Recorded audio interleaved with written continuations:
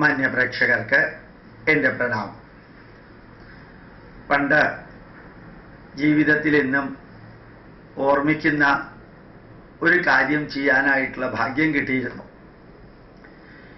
ഇന്ദിരാഗാന്ധി അടിയന്തരാവസ്ഥ പ്രഖ്യാപിച്ചപ്പോൾ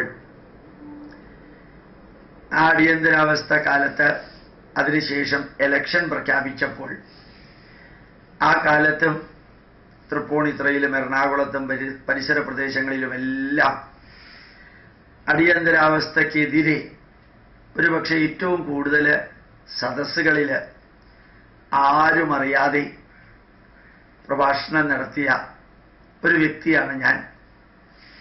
ആരും അറിയാതെ എന്ന് പറഞ്ഞാൽ പബ്ലിസിറ്റി ഇല്ലാതെ എന്ന അർത്ഥത്തിലാണ്. ധാരാളം വ്യക്തികൾ അത് കേൾക്കാൻ വരുമായിരുന്നു.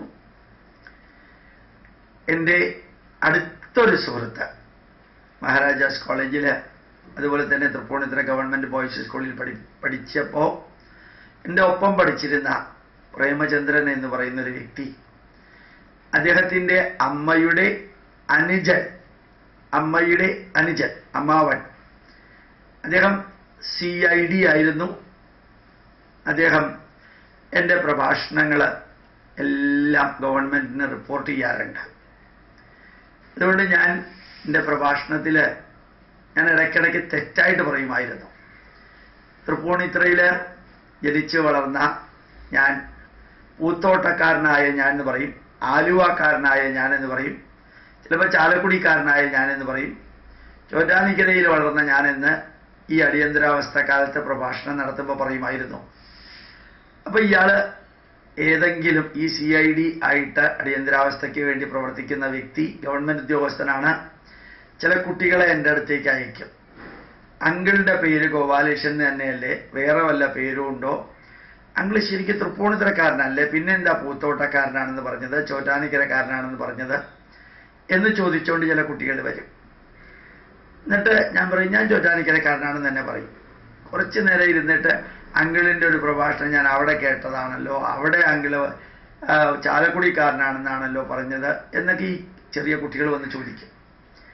അപ്പോൾ അങ്ങനെയുള്ള രീതിയിൽ കുറേ പ്രഭാഷണം നടത്തി അവസാനം ഇലക്ഷൻ വന്നപ്പോൾ ഞങ്ങളുടെ നിയോജകമണ്ഡലത്തിൽ TK രാമകൃഷ്ണനായിരുന്നു ഇലക്ഷൻ നിന്നിരുന്നത്. അന്ന് ജനതാ പാർട്ടി എന്ന പാർട്ടിയിൽ പാർട്ടി അംഗത്വമോ മെമ്പർഷിപ്പോ പൊളിറ്റിക്സോ ഒന്നുമില്ല. ജയപ്രകാശ് നാരായണന്റെ ആഹ്വാനമനുസരിച്ച് നമ്മൾ പ്രവർത്തിച്ച് എല്ലാ കോൺഗ്രസ് ഇതര പാർട്ടികളെല്ലാവരും ഒരുമിച്ച് ചേർന്നു. അതിൻ്റെ കൂട്ടത്തിൽ എന്നെ ജില്ലാ പ്രസിഡന്റാക്കി ഇലക്ഷൻ ഇതിൽ TK രാമകൃഷ്ണന്റെ ഇലക്ഷൻ പ്രവർത്തനത്തിന്റെ ചാർജും എനിക്കുണ്ടായിരുന്നു. നിരന്തരം സൈക്കിളിൽ ഓരോ സ്ഥലത്തും ചെന്ന് പാതിരാത്രിക്കും 2 മണിക്കും അതിരാവിലെയും വരെ ക്ലാസ്സുകൾ സംഘടിപ്പിച്ച് എല്ലാം പ്രവർത്തിച്ചു. അവസാനം അടിയന്തരാവസ്ഥ മാറി. ഇത് ഒരു ചെറിയ കാര്യമാണ്.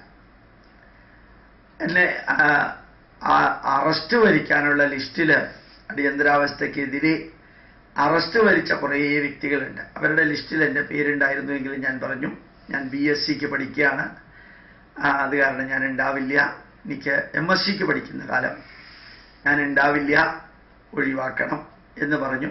അറസ്റ്റ് വരിക്കുന്നത് ഒഴികെ ജീവിതത്തിനെ തുലാസിൽ വെച്ചുകൊണ്ട് അടിയന്തരാവസ്ഥക്കെതിരെ പ്രവർത്തിച്ചു. ഇപ്പോൾ അത് പറയാൻ എന്താ കാരണം എന്നൊരു ചോദ്യം ആർക്കെങ്കിലും തോന്നുകയാണെങ്കിൽ എൻ്റെ ഒപ്പം പഠിച്ച പ്രേമചന്ദ്രൻ എന്ന് പറയുന്ന ആ വ്യക്തിയുടെ അമ്മയുടെ സഹോദരൻ, അദ്ദേഹത്തിൻ്റെ പേര് ദാമോദരൻ എന്നോ മറ്റോ ആണെന്ന് തോന്നുന്നു, എനിക്ക് കൃത്യമായിട്ട് അറിഞ്ഞൂടാ. അദ്ദേഹം മിനിഞ്ഞാന്ന് മരിച്ചു. അദ്ദേഹം ഇടക്കാലത്ത് ആശുപത്രിയിലായിരുന്നു. ആശുപത്രിയിലായിരുന്ന സമയത്ത് ഞാൻ അദ്ദേഹത്തിനെ കണ്ടിട്ട് ചോദിച്ചു, എത്ര പ്രാവശ്യം എനിക്കെതിരെ റിപ്പോർട്ട് കൊടുത്തിട്ടുണ്ട്, അടിയന്തരാവസ്ഥക്കെതിരെ പ്രസംഗിച്ചതിന് എത്ര പ്രാവശ്യം കൊടുത്തിട്ടുണ്ട്.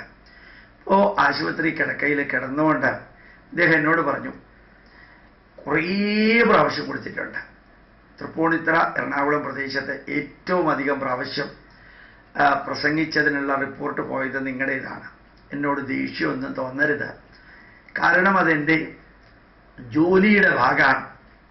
ഒരു പക്ഷേ അടിയന്തരാവസ്ഥ മാറിയില്ലായിരുന്നുവെങ്കിൽ കോൺഗ്രസ് അധികാരത്തിൽ വന്നിരുന്നു എങ്കിൽ നിങ്ങൾ ജീവനോടെ ഒരിക്കലും ഉണ്ടാകുമായിരുന്നില്ല. കോൺഗ്രസ് തിരിച്ചു വന്നിരുന്നു എങ്കിൽ ആദ്യം തീർക്കുന്നത് നിങ്ങളെ ആയിരിക്കും. അടിയന്തരാവസ്ഥ നിലനിന്നിരുന്നു എങ്കിൽ എന്ന് അദ്ദേഹം പറയുകയും ചെയ്തു. തീരെ അവശനായി ആ മരണശയ്യയിൽ കിടക്കുന്ന അദ്ദേഹം പതുക്കെ എഴുന്നേക്കാൻ ശ്രമിച്ചു. ഞാൻ ചോദിച്ചു, എന്തിനാ എഴുന്നേക്കുന്നത്? അങ്ങയുടെ കാല് തൊട്ട് ഒന്ന് തൊഴണം മാത്രം പറഞ്ഞു. ഞാൻ പറഞ്ഞു, അതിൻ്റെ ആവശ്യമൊന്നുമില്ല. ഏതായാലും ജഗദീശ്വര നിയോഗം പോലെ ഗോപാലകൃഷ്ണൻ ഇന്ന് ജീവിക്കുന്നു. ഈ ദൗത്യവും ഏറ്റെടുത്തുകൊണ്ട് ഞാൻ അദ്ദേഹത്തിനെ തലോടി. അടുത്ത ജന്മത്തിലെങ്കിലും രാഷ്ട്രത്തിനും ധർമ്മത്തിനും വേണ്ടി പ്രവർത്തിക്കുന്നവർക്കെതിരെ റിപ്പോർട്ട് കൊടുക്കേണ്ടി വരുന്ന ഒരു ജോലിയാണെങ്കിൽ അത് വേണ്ടെന്ന് വെക്കണം. രാഷ്ട്രത്തിനും ധർമ്മത്തിനും വേണ്ടി പ്രവർത്തിക്കുന്നവർക്കെതിരെ ഒറ്റുകൊടുക്കുന്ന ഒരു ഉദ്യോഗസ്ഥനായി വരരുത് നിങ്ങൾ. ഞാൻ പറയുന്നത് സ്വീകരിക്കണം, നിർബന്ധമില്ല. അദ്ദേഹത്തിൻ്റെ കണ്ണിലൂടെ വെള്ളം വരുന്നുണ്ടായിരുന്നു. ഇത് ഏതാണ്ട് ഒരു 1-2 വർഷങ്ങൾക്ക് മുമ്പ് ആശുപത്രി കിടക്കുമ്പോഴാണ് അദ്ദേഹം അടുത്ത കാലത്ത് മരിച്ചു.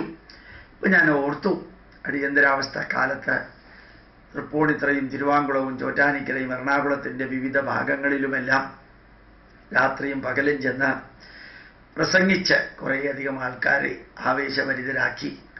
ടി.കെ. രാമകൃഷ്ണൻ്റെ മനസ്സിലും ഞാൻ അന്നുണ്ടായിരുന്നു, പിന്നീടൊക്കെ മാറി. ഏതായാലും ധന്യമായിട്ടുള്ള അനുഭവം നിങ്ങളുമായിട്ട് പങ്കുവച്ചു. പ്രണാമം, നമസ്കാരം.